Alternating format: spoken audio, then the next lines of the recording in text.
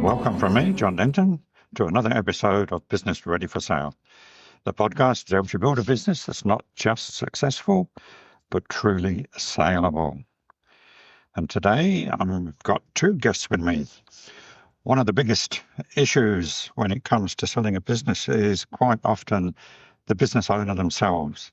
The business is too owner-centric, which makes it very unattractive to a potential buyer. So what needs to happen is the business needs to be systemised. On a previous episode, I did a podcast with Nicola Depiazzi, a certified Systemologist. And today, Nicola's going to join me again, but I'm also going to have a gentleman called Jenish Pandya. Now, as well as systemising a business, it's great if you can automate things and get things done automatically that aren't people or owner dependent. And it makes the business a lot more efficient if things can happen automatically. Jenish is an AI expert. I'll call him an expert. Jenish turns AI confusion into clarity and capability. So I'm reading from Jenish's bio now. As a founder of AI Titans, he helps businesses cut through the hype and make AI practical. His focus on building skills first, then creating smart automations that fit how a business actually runs. With a background in engineering, leadership and digital ventures, Jenish has worked with leaders and teams across Australia who want to save time, scale smarter and unlock real value from AI. There's a lot of, we're going through an AI revolution at the moment, and there's a lot of hype out there and a lot of misinformation as well about it. But Jenish is about getting all down to the practicalities of implementing it and making it work for your business. So couple that with Nicola's ability to help you systemize the business, and you can truly get the owner out of the business. I tell business owners, you've got to make yourself redundant. Get off the pitch and get into the stand and coach the team, something like that. So without further ado, let me get Nicola and Jenish on, and let's talk about how you can make your business more saleable by implementing systems and automation. Welcome, Nicola and Jenish. Thanks for having us here, John. Yeah, it's great to be here. Thanks. Yeah, it's great to see you again, Nicola. So we did do a podcast a couple of episodes ago. Welcome back. Thank you. So, I mean, we thought this would be a good idea to do this podcast because when we got together at my Business Owners Taking Action mentoring group, and the two of you spoke to the group, it became very apparent to me, at least, that we're all talking the same sort of thing. I'm telling business owners, in order to sell their business and make it saleable, they need to free themselves up from the business and get that freedom from the day-to-day grind. And Nicola, you basically give them a roadmap and help them get to the point where they can free themselves up by systemising. And Jenish, you've got some great automation. We're going through an AI revolution now, an artificial intelligence revolution, and there's a lot of things that can be done to automate and, again, free up business owners' time. So we're all singing the same tune. And as I keep telling people, one of the biggest impediments to a good, successful business sale is the business owner themselves in a lot of cases, because the business is too dependent upon the owner. Nicola, what are some of the benefits? Why should people put the time and effort into systemizing? Yeah, thanks, John. I'm just going to step back a sec as well. I end up falling back to the work of Michael E. Gerber, who wrote the E-Myth, and he's the guy that very much talks about how we start a business because we're a technician and we have a skill in something, whether that's in graphic design or you're an electrician, a plumber, a mechanic, whatever it is. But it's very hard to then move up the chain of command and move yourself up the ladder. And we very quickly become buried in our businesses. And that predominantly is because we store all of the information about how the business runs and we keep it to ourselves, or we keep it in our heads. And I think that's what you're getting at. You know, business owners hold all the knowledge, they hold all the keys to how the business runs. And the trick to getting out of that and being able to work on the business instead of being stuck in it, and then once you are working on it, then you are creating more of a workable machine that works without you, which you can then sell. So the trick to doing that is to download that knowledge, and we do that by creating a systems-led business. So we just want to get the knowledge of the business and how it functions stored into a knowledge bank. It doesn't really matter what you call it. I like to call it a single source of truth for how the business runs. So that we have got the systems that are running the business rather than the people, because people come and go. But the systems and the processes for how the business functions will always remain there. And those systems are your most important asset. It's your IP for how your business runs. And we want to secure it so that it's not key person dependent and not wholly dependent on the business owner to run, because that is not freedom in any way. In fact, it's the opposite. You're very trapped in the business when you hold the keys to everything to do with how it runs. Quite often explain to people that some people phone me up when they're looking to sell and say they want to sell their business, and then when I ask them what their business is, it turns out that they've got a practice, not a business. So they could be a chiropractor or a finance advisor or something. And my point to them is that a practice is built around an expert. A business is built around systems. So a business will run without the owner having to be there. I mean, that's the whole point. But even with a practice, you still need systems so that you can sell it to another practitioner. Yeah. I think a lot of business owners in that case sort of insist that they couldn't possibly systemize their knowledge and they couldn't possibly have their business running without them. And that's part of the challenge, is shifting the mindset of business owners to realize that they are the bottleneck, and they are stopping the progression from happening, and they're stopping themselves from growing a valuable asset. And they need to realize that systems have to be at the forefront to have something that they can sell at the end.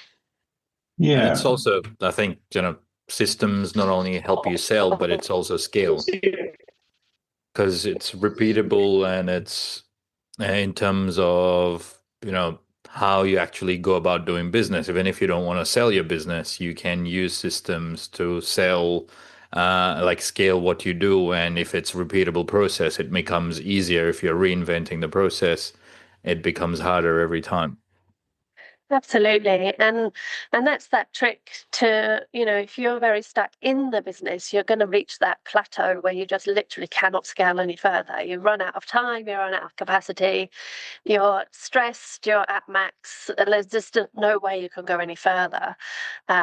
And part of selling your business is scaling it first, in a way, to create the most value that it can possibly be when you want to sell. So, yeah, the very first thing is to get yourself out of being buried in the day-to-day operations. So free yourself up, focus on future activities, strategy, the ways that you can grow. In a practice, it's about getting another team member in, and you want to be able to delegate quickly and efficiently, get them on board quickly, train them up to the way you do things. And that all comes with having your systems in place and knowing that you can hand over the way you do things and trust that people will continue to run your business the way you like it done. Yeah, I'll ask you both the same question, because you've already hinted at the fact that some business owners can't see that they can systemize or automate their business, because as far as they're concerned, everything is unique or different. And, so how do you deal with that? I think Jenny?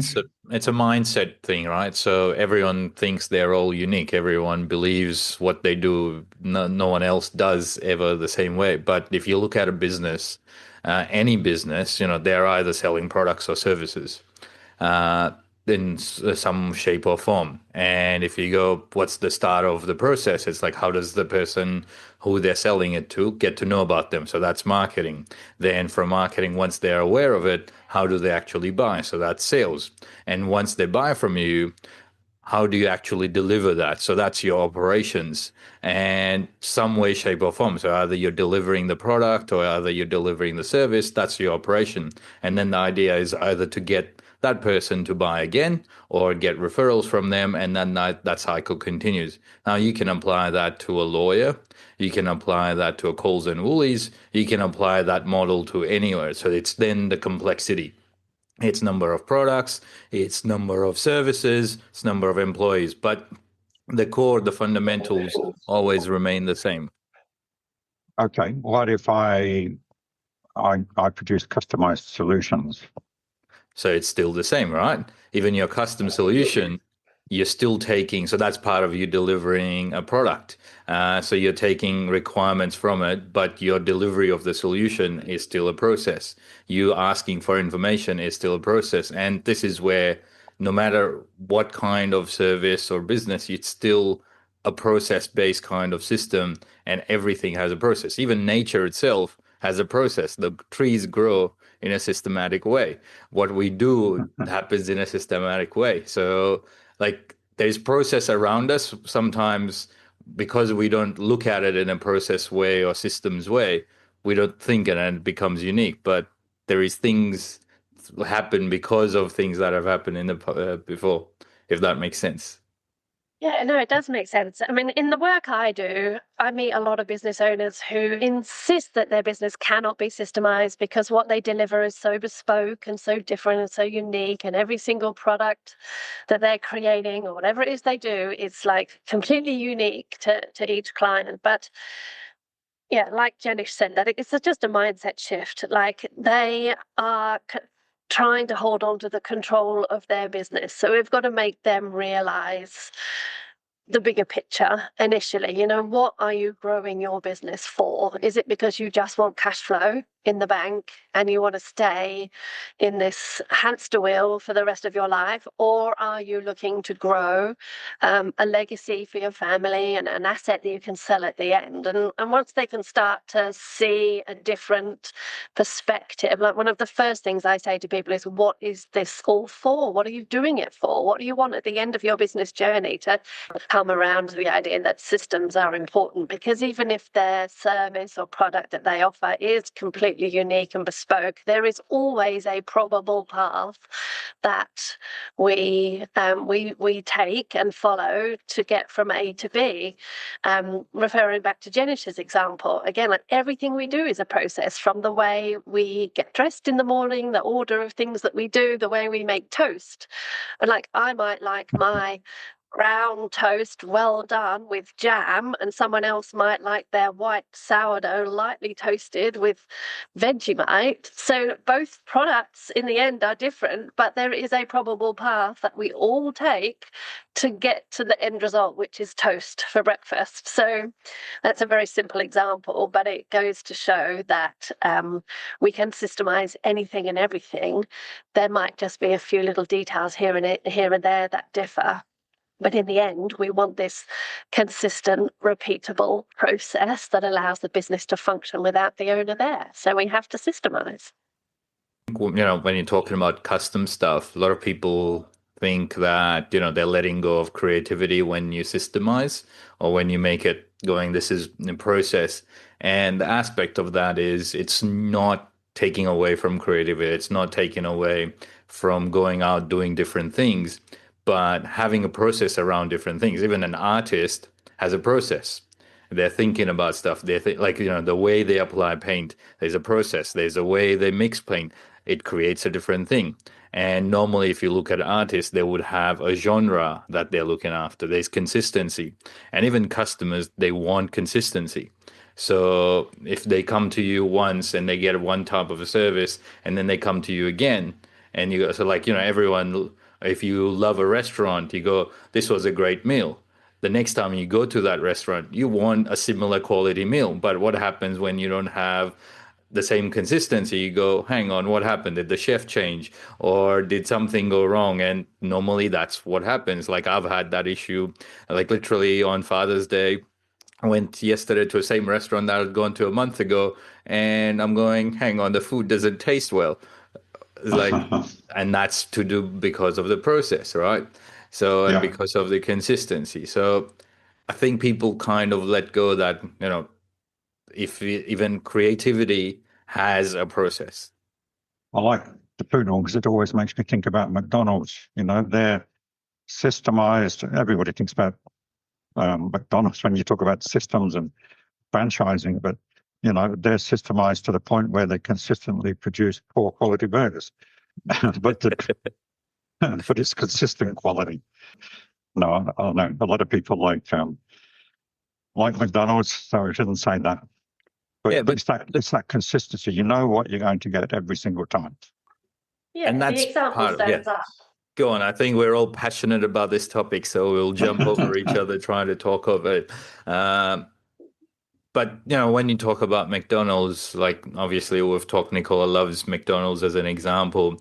But if you think of, if you were a business owner and you wanted to buy a business and that's how you wanted to grow your wealth, then would you buy, mom and pop shop that does burgers versus McDonald's? When you think of an investment, when you think of return on investment, what would you look for? And McDonald's might charge you a pretty penny versus the mom and pop shop, but the mom and pop shop doesn't have any systems, that solely depend on her mum's secret recipes, and only she's the one who knows how to flip the burgers because she's done it so many times.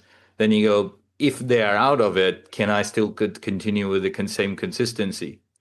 And that's the biggest question, is what sometimes people forget when they want to sell stuff, is going, how can the person buying it either continue earning the same amount or more with those kind of things? And if it's always dependent on the owner, then it becomes an issue. We'll be back after a quick break. I hope you're enjoying the episode so far. I thought I would jump in quickly at this point just to say that if you're interested in finding out how saleable your business is and getting some tips on how to make it more saleable, then you can do that through a quick online assessment via my website, and it's free and will take you about 3 or 4 minutes. You'll get a personalized score for your business in 7 different areas, and you'll get tips, again, personalized tips on how to make your business more saleable and more attractive to buyers. So just go to johndenton.com.au.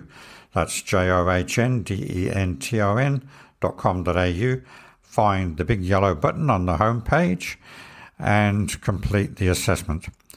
It's completely free and will give you a great idea of where your business stands right now. You can also find a link in the show notes to this episode. So sorry for the interruption, but let's get back to the episode. The whole franchise thing is interesting. On a previous episode of this podcast, I had a chat with a gentleman who turns businesses into franchises for a business owner. So the whole point being that you don't just sell it once, you sell it many times. So that's another reason for getting your systems running really, really well. And ask yourself, could I sell this many times over? Or even if you just want to, as Jimmy said before, scale up. I may want to open up an office in Sydney or Melbourne or Hong Kong or somewhere. But you can't do it unless you've systemized it and proven the systems yourself first. So, yeah, lots of really, really good reasons to get systems in and free the owner. It also means the owner can have holidays, of course. When I was business broking, I got referred a business in Joondalup, and I went along and met with the owner, and it was a really good business. It was 3 or 4 years old, had been growing really well, but the owner was still very much in the business, and his wife as well. And I said, look, we could take it to market, but if you really want to get a good sale and get it reasonably quickly and get the best price for it, you need to get the business systemised and get a general manager in to free yourself up. We talked about that. They went through a process that I recommended to them at the time, before I met Nicola, putting systems in. And I said, look, I'll give you a call in 6 months' time and see if you're ready to sell. And when I called 6 months later, I heard the phone divert. You know, when somebody's phone diverts to another number. And then the gentleman's name was Dave. He answered the phone. I said, so Dave, are you ready to sell now? And he said, no, mate, no. He said, I did all that stuff about systemising and got a general manager, and I'm actually in Bali, and this is the first holiday we've had in years. I mean, the benefits are enormous, but just I think, Nicola, you called it the vacation test, don't you? Yeah, I was just about to say that. Yeah, it comes back to the vacation test again. Which is a very true test of how well your business can run if you're not actually there. And how do you want your holiday to look like? Do you want to be sitting in Bali relaxing, or do you want to be checking your emails every morning, lunch and evening, just in case, and having the phone attached to your ear? And that's another thing I talk about with business owners, particularly family business owners who want to be there for their kids, want to know that they can take a break and enjoy that time and not be the first responder and the only one that can answer all the emergencies. So yeah, it's a big thing to get either somebody in to allow you to step out, or to systemize it so well that you really have got this very refined, well-oiled machine that just runs consistently on repeat, that you can step out of to go on holiday or franchise or scale up, or all those things we've just talked about. Okay, so we got hundreds of good reasons to systemize and automate, but where do you start? How do you start? What's the biggest complaint that owners give you as to why they're not doing it or haven't done it before? Well, by far, it's the sort of overwhelm of don't know where to start. It's going to take too long. I haven't got time. You know, I've tried before, it didn't work. Can't get the team on board. I mean, there's a million reasons why not. And that is one of the things with systems. We know generally as business owners that they are important, but they're not necessarily in that matrix where it's important and urgent. And so they will always get pushed to the bottom of the to-do list, while other things, other spot fires are coming up on the daily.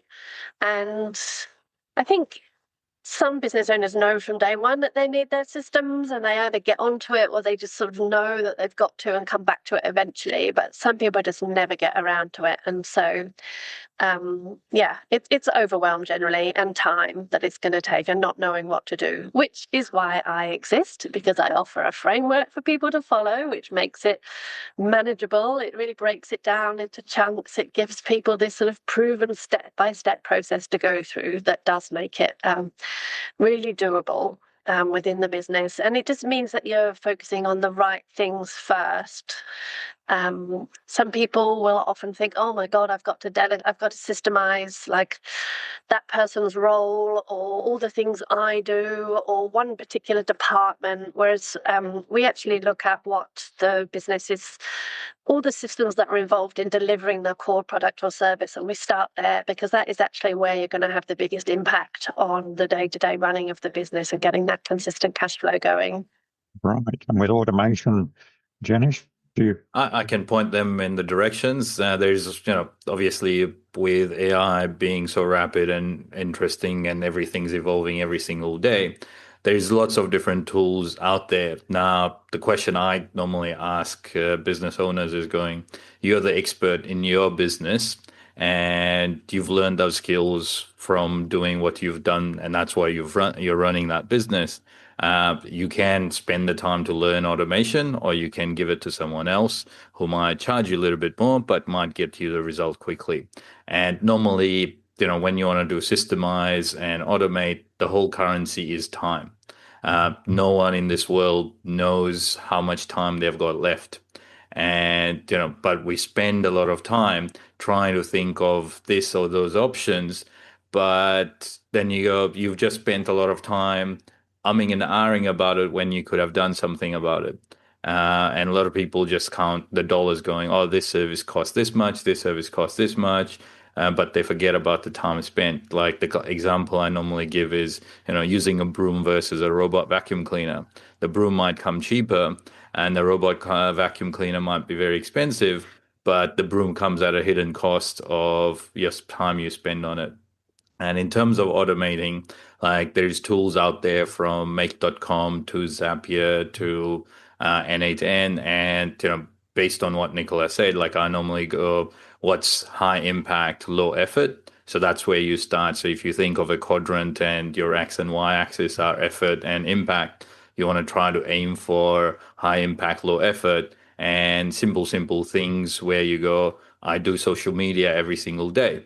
So either I am creating as a business owner or I've hired a marketing agency. Now you can automate aspects of social media while personalizing it, while creating meaningful posts and not just creating AI slop because you've learned how to use AI tools and prompting better. So if you have the time to learn, then go and learn. And, I'm happy to obviously help with that. But if you don't have the time, then I'm happy to help build stuff as well. But there's also something called YouTube University as well. Yes, of course. I mean, and that raises the point that does it have to be the business owner in both cases of systemizing or automating? Does it need to be the business owner that's involved in doing that? Well, not so much involved, but actually doing it? Well, preferably not in my case. In fact, we've set up what we do to work so that the business owner doesn't have to actually do the doing. We nominate systems champion within the business, so the business owner themselves is involved at the strategy stage, at setting the scope of work, at working alongside me to work out what needs to be systemized. But then we hand over the actual doing to someone within the business who has got more capacity and the ability to actually create the systems and load them into their system storage and keep them edited and up to date. So I don't know about you, Janish, but when we're actually creating the system side of things, we're very much working with someone that is more, or tends to be like logically minded, more of an admin type person. Because that's the way to get it done, really. If you just rely on the business owner, it's always going to get pushed to the side because there's other more pressing things that they need to do. And it's similar to me as well. It's where I go, if sometimes business owners they're the ones who wear every single hat. So then you have to deal with them. But if they have a team of people, then it's about who is in charge of that process, who is in charge. So you need to gather that knowledge, but then someone else can do it. So some people love technical stuff just because that's who they are. Some people love process stuff. So then they're good for that kind of role and you can give them that details and train them up. Or you go, here's the insight from them. And what Nicola mentions, like if there's a process around it, then you go give it to someone like me to automate that. And then they will build it out and show you the results. So it's kind of a mixture of capability and who likes to do that kind of stuff. Because if you give it to someone who hates it, someone who is very top level kind of person, and you go, let's go take you in the details, they will just run away and they will find any and all excuse to actually go away. So my background's engineering. To me, I live and breathe systems. And project management is like step 2, step 2.1. So that's kind of how my brain's wired. But that's how I operate. Some people don't like that, if that makes sense. Yes. It's I think personality comes into it a lot. And I do an exercise quite often with business owners to get them to understand their personality, because they will always, we as humans always lean towards doing things the way that is our preference. some people are very structured and very disciplined and need like a routine and a structure to work to. Then you've got the creatives who hate that sort of thing because it restricts them. So quite often a business owner, an entrepreneur will be a creative person. And I've had one of these as a business partner when it worked fantastically. That's a topic of another podcast. Because we were totally opposite personalities. So he would be creative and go out and sell things that we didn't actually have on our product list necessarily or service list, and then come back and gently tell me what he'd done, usually buttering me up with an egg and bacon sarnie or something and a coffee, saying, well, I know you'll work it out. So my side of things was providing the outcome and creating the solution. His job was going out there and doing the business development and the creativity in terms of getting the sale. And I think business owners need to understand where their preferred behavioral style, I call it, is, because that's where they should focus, in my opinion. And then you get other people around you whose styles match the other needs of the business. It's a bit like having a cricket team. You don't try and make your best bowler a good batsman. You make him a better bowler, right? You make your best batsman a better batter, and don't try and shoehorn them into something they're not good at. So, I totally agree with you there, John. Sorry? I totally agree with you there. I think a lot of business owners, particularly real entrepreneurial business owners that really want to grow and scale and potentially sell and move on to the next thing, they are the real visionaries. And so, the idea for them to actually sit down and start systemising is completely foreign to them, but they generally would have someone on their team that loves that side of things. So let's work to everyone's strengths. Yeah. Do you find any staff resistance within the organisation? Because if you're making the business non-dependent upon people, then those people may feel vulnerable that they're going to be out of work, and particularly with the AI automation side of things. Is that a problem? It's initially in the sense of people, because they don't see the value, right? So one of the clients that I've worked with, from their end, they're going, we want you to help us automate all the non-essential, work that takes us away from people. So they've gone, we would want to increase our people-to-people meetings and be free up our time, but now they're stuck in paperwork, so they can't actually work with the clients. So the reason they're automating is so that they can spend more time with their clients. And so if you think about in any business, there's a lot of tasks that most business owners, most staff go, I don't want to do this, but I have to do it because there's no other option. And if those are the things that you take away from them and you go, you're happily to give it away. So, for example, meeting minutes, right? Most people don't like taking meeting notes because they want to be present in the conversation, but they have to because to have keep a record of conversation. But now with AI tools, you go, great, now I can actually be present. The meeting notes are being taken care of. It's being summarized. I know what tasks. And then I can just still jot down some notes. So that is a happy choice of going, I'm happy to give that away to AI or automation. And when people see that, and then they're freed up to do other things, you actually do better work. You actually do quality work that you would not be able to do because you didn't have the time. So you had to shortcut it. So that also is actually another advantage. So that's kind of the key selling points. And when people realize that okay, this actually opens up things for me, then they come on board quite easily. But it's like they need to see those values first.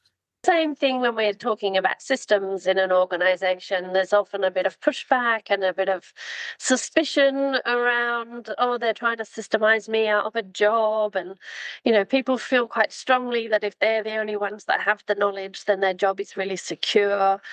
No one can take their role from them. They're the ones that know how to do everything.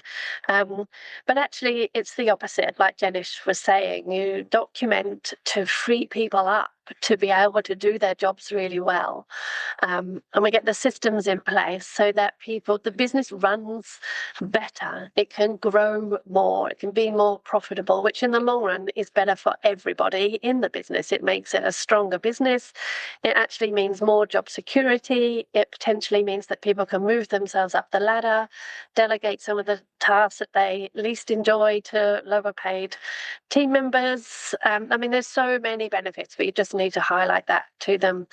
And it also comes back to that creativity piece that you mentioned earlier, Jenish. People worry that if you systemize too much, it takes the creativity out of things. But again, I would argue that it is the opposite. Once you get the repeatable, easy things that happen quite regularly in the business systemized and either happening consistently on repeat or plugging in AI to help it move even quicker, it then frees up that creativity for people to be able to really work with a freer brain, have more time to spend with their clients, to really look at the problems that they're facing differently rather than just being so buried and feeling quite stressed about keeping up with everything. We're actually, hopefully, in the long run, feeling a lot less stressed and a lot more able to do our jobs well. Yeah, it creates a development opportunity for the people. They've got more time to develop rather than just keep doing what they've been doing for 100 years. But yeah, making them see the benefits. That's fantastic. Give us a bit of an idea of both of you, Nicola and Jenish, how you start with a business and what's the process, just briefly, because we're going to run a workshop, aren't we? We've agreed that three of us are going to run a workshop. We've been on our podcast, we're just barely scratching the surface. So I think if it makes sense, then the three of us can actually get a bit more deeper into each of our topics and go, here's what you can do. So I think it definitely makes sense to run a workshop. Yeah. We all want the same thing for business owners, and that's to create a valuable asset that people can scale or sell. And we all want the same thing, but we all do slightly different things to help business owners achieve that. So we have a lot of synergy between us, and it makes sense that we bring all those skills to business owners that are just looking to increase the value of their business. It makes sense. In a half a day session, we could really put some good content, valuable content in there and get people started on these things. So we'll do that. And anyone who is listening can check the show notes and find out when the next workshop is and where it is and register. I think it would be fantastic because there's so much synergy between what we do. And John, I feel like we've talked a lot about what we do, but how about you give us a little summary of what you do to help businesses? Yeah, okay. Thank you. Well, my job is to help business owners get their businesses ready for sale, and whether they want to sell them or not, because my mantra's always been that a business that's ready for sale is well worth keeping. And that came about from when I was business broking, and I would get a call and I would go and see a business owner because they wanted to sell. I'd have a look at their financials, have a look at their systems, the whole business. And then I'd say, well, it's really not that saleable. If you do this, this, and this, and then in a few months' time, let's check in. So what I was basically doing was I was coaching them. They were the smart ones, were taking my advice and doing the things I told them, like Dave in Bali. But then they didn't want to sell. The next call I got from Dave after his Bali trip was some years later, where he'd grown his business so much. He bought his own premises, and then he bought the premises next door and now wanted to buy a business from me to take up the extra space he'd got. So, a business that's ready for sale is well worth keeping, and you can put it under management, you can franchise it, you can do all these other things. But a lot of business owners underestimate all the things that go to make a business attractive to a buyer. And they don't know what their business is worth. So when I do a workshop, it's about getting business owners to understand how businesses are valued, what makes it valuable, how to increase the value, and then how to make it attractive to a buyer. And that attractiveness comes out of it being a profitable, valuable business, but being systemized or run without the owner having to be there and as automated as possible. That's what I do. Look at the big picture, look at the whole business, look at all the areas where it could improve, and then bring in experts like yourselves to help them do it. I don't do that level of detail and work with them. It's knowing the right people. And when they come to sale, it's knowing the right lawyers to get on board, the right accountants in a lot of cases, financial advisors. It's a real team effort to get that business sold successfully.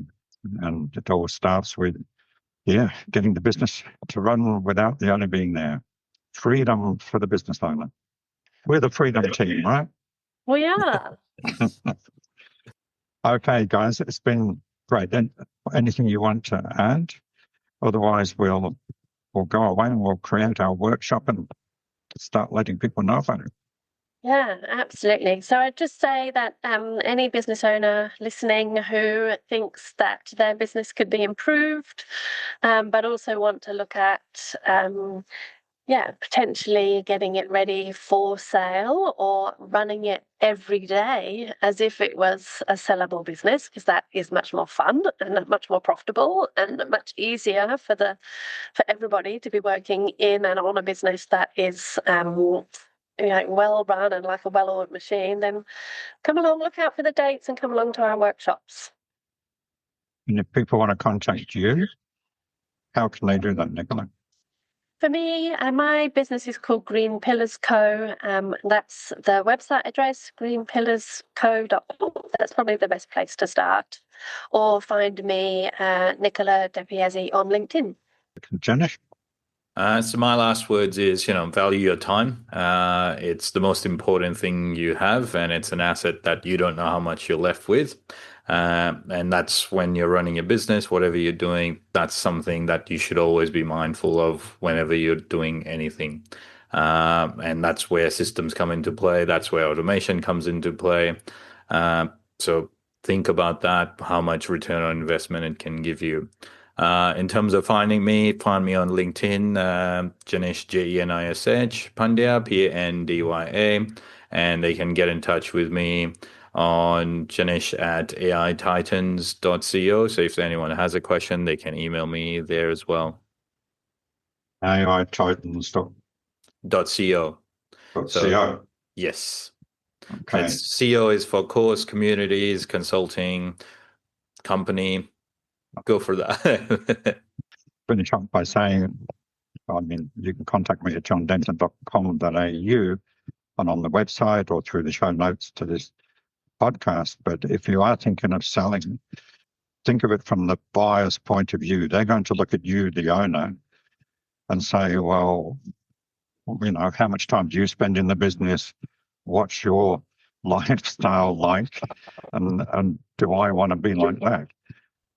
Because they're going to have to come in and do what you do in the business. So the less you do, the better. The more attractive it is for the buyer and the more likely it is to sell. So with that, thank you, Nicola. Thank you, Janish. Ready to catch up again. Look forward to putting the workshop together and running that with you. And thank you, everybody, for listening, and hope to have you on another podcast soon. Bye for now. Thanks, John. Bye. Thank you.